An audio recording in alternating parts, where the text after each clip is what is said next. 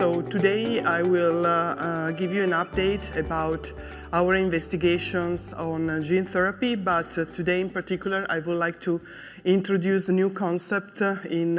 Before going into the patients, we really need a few information.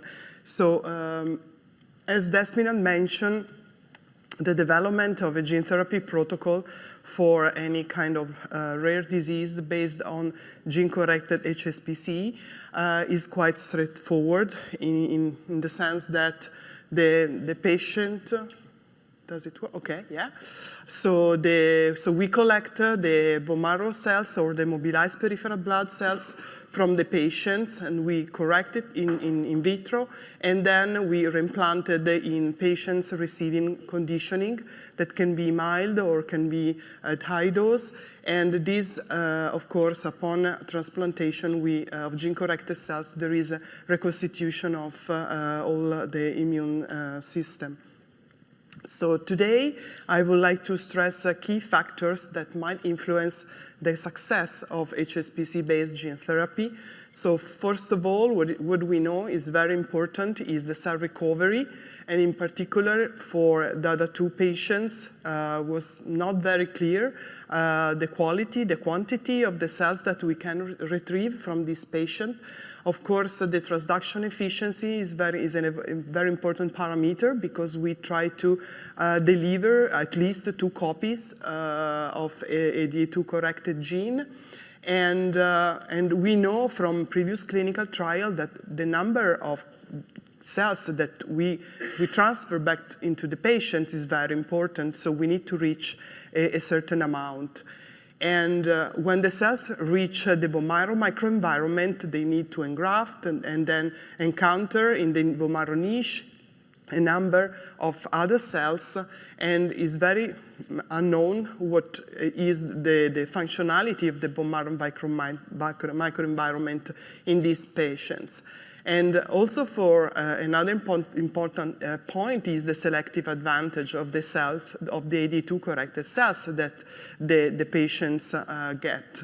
Because as we heard today, we think that we are quite convinced that ADA2 is fundamental for the myeloid lineage, and as far as we know from other study, we don't expect much selective advantage of gene-corrected cells over uncorrected cells. So these are all key issues that we need to take into account before moving into the clinic arena. And therefore, in the past 2 years or so, we really focus on our research in understanding and studying deeply the hematological phenotype in our patient, because we realized that the deep characterization of CD34 cells from the other two patients was not done, and we need this information for the reason that I mentioned just before. So for this, we focus on characterizing HSCs that have been collected from a cohort, an Italian cohort, and I really thank my Italian colleague for their generosity in providing sample. And also later on, you will see some data on mesenchymal stromal cells that we generated in vitro from the same patients. So as you can see here, here is the phenotype. So we collected at the moment 11 bone marrow aspirates from 11 patients, adult patients, and also 3 pediatric patients. And we set up a nice flow cytometry-based assay to measure almost all the progenitors and also the primitive population, which are here the MPP, the HSC, the MPP, and the MLP. And as you can see very clearly, all the population, all the progenitor population, myeloid and the primitive compartment are very much reduced in both adults and pediatric patients. I need to highlight here that all the patients were under TNF therapy. And not all the patients show really a obvious hematological phenotype. So out of these 11 patients, we also have patients with rheumatologic manifestation, and a few of them also with lymphopenia. So I would like to stress here that it's very important to understand what's going on in the bone marrow of these patients, although there are no obvious manifestation in this regard. And when we look also into the more mature cells, like myeloid cells, and in adult and pediatric, lymphoid, and also erythroid cells, the picture does not change. So again, in the bone marrow of in these patients, we have a very much reduced number of any kind of cells. Then we look into how the clonogenic potential of these cells. So we run two assays. One is the colony forming unit assay, and the other one is an in vitro differentiation assay. And we counted here the colony number. In this case, you can see that both in pediatric and adult patient, we count much less colony. We have a significant reduction in CFU-GM, which are the primitive cells, and also the CFU-GM. Similar results were obtained here using an in vitro differentiation assay in which we plate CD34, patient CD34, in the presence of cocktail of cytokine, and by flow cytometry, we count the number of erythroid, megakaryocyte platelets, myeloid, and lymphoid cells that we recover after 2-3 weeks in culture. And again, the picture is the same. DADA2 HSPC show a reduced clonogenic differentiation potential. So then, as I mentioned at the beginning, we look specifically in the stromal cells that are fundamental to maintain the bone marrow niche. They engage different connection with the bone marrow microenvironment. So what we did is actually to ex vivo stabilize MSC's lines, plating these cells in culture, and then what we noticed immediately is that after 14 days in culture, the MSCs, or the colony, the fibroblast colony that we recover from the bone marrow of DADA2 patients, are much less reduced in number. And when we tested their proliferation in culture by an MTT assay, again, we observe a reduction in the proliferation potential of these cells. So we went on, and we also look into a more deep characterization of these mesenchymal stromal cells. We did PCR, and we look into some bone marrow-associated genes like CSF, CXCL12, angiopoietin, and so on. And as you can see, at this level, these patients do not show any defect in bone marrow-associated genes. But then when we look particularly in marker of senescence, like P15, P16, and also IL-6, it's very clear that DADA2 stromal cells show a senescent phenotype. We confirmed this data by a beta-gal assay.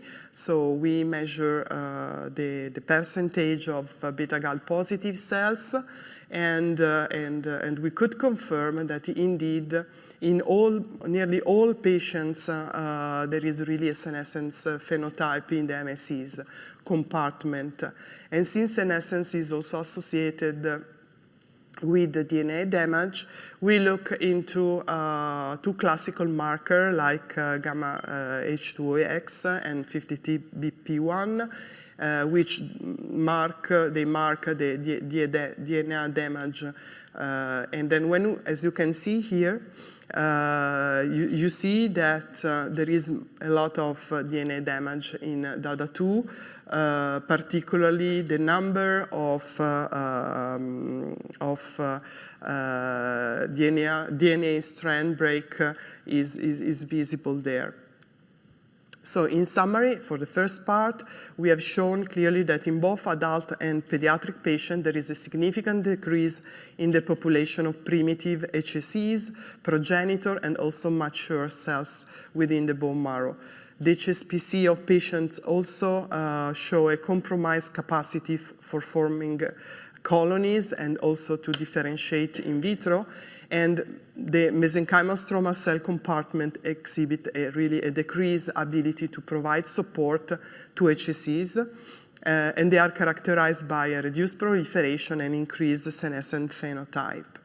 So these are really critical factors that might impact the success of the gene therapy because we are going to correct the patient cells. In the second part, I would like to just give you a brief update on the ability of our lentiviral vector to transduce patient HSPC. So in this case, a couple of years ago, we published one paper in which we use a DA2 encoding vector under the control of the PGK promoter, which sustain an ubiquitous and constitutive expression of ADA2. In that study, we included a lot of results, but more importantly, we show that transduction of mouse and also human HSPC is well tolerated. And we could also show that healthy donor cells, when transplanted in a humanized recipient mouse, is able to give rise to generate normal levels of myeloid and lymphoid cells. And importantly, transduced macrophages corrected macrophages show a reduction, a drastic and significant reduction in pro-inflammatory cytokine release, such as IL-6 and TNF. We went on this, so we look into the safety safety profile of our lentiviral vector.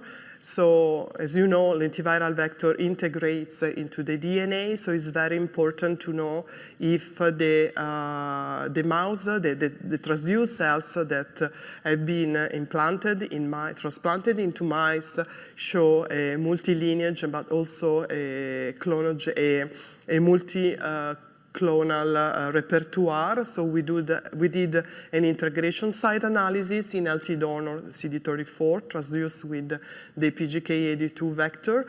And what we observe is that the majority, we have a polyclonal repertoire of these cells. So there is no occurrence of leukemia or abundance of certain clones. So we confirm a profile similar to a classical LV transduced CD34. So next, we mostly focus on patient cells. So we really confirm our previous observation in a much larger cohort of patients that indeed we can reconstitute quite nicely the AD2 expression in patient cells. When we keep these cells in culture, we can also detect here that ADA2 is secreted, and ADA2 activity measured in the supernatant of these gene-corrected cells is reconstituted. The last piece of information that I would like to share with you is what's going on when these cells are transplanted, when patient cells after transduction are transplanted into a humanized mouse. So we did these experiments. So we We transduced patient cells here, and we transplanted the cells intravenously in humanized mice. And we follow up the mice for up 20-25 weeks. And we measure the donor engraftment, so the human cells that engraft in the bone marrow. This is our reference control, so we also transplanted with the healthy donor CD34 NSG mice, so we could recover quite a remarkable engraftment. And here are the data of 2 patients. Many more patients are ongoing, so we are waiting new results coming up in the next few months. But as you can see, the engraftment is variable. You see here that patient 2 cells had a very remarkable engraftment in the range of healthy donor cells, while, for instance, patient 1 show a less engraftment. But as you can see here, there is no statistic, but it's just a trend. When ADA2 gene is reintroduced in these cells, it seems that there is at least an improvement in engraftment and also differentiation towards, in this case, myeloid and lymphoid population of cells. So this is, of course, remarkable results because it was very tough for us to move our study into in vivo work because of the limited number of cells that we could retrieve from our patient. But these are quite encouraging, and we think that eventually ADA2 correction might provide an advantage over uncorrected cells in terms of engraftment in vivo. So in summary, for this part, we show that lentiviral vector-mediated ADA2 delivery in HSPC of healthy donor patients did not alter their multipotent engraftment in vivo. Analysis of vector integration demonstrated a high polyclonal repertoire following ADA2 transduction. LV-mediated ADA2 expression in patient CD34 effectively restore ADA2 enzymatic activity. And lastly, although preliminary, these are preliminary results, we could show that ADA2 correction seems to improve the in vivo engraftment and differentiation of gene-corrected patient cells. And with this, I finished. Thank you very much for your attention.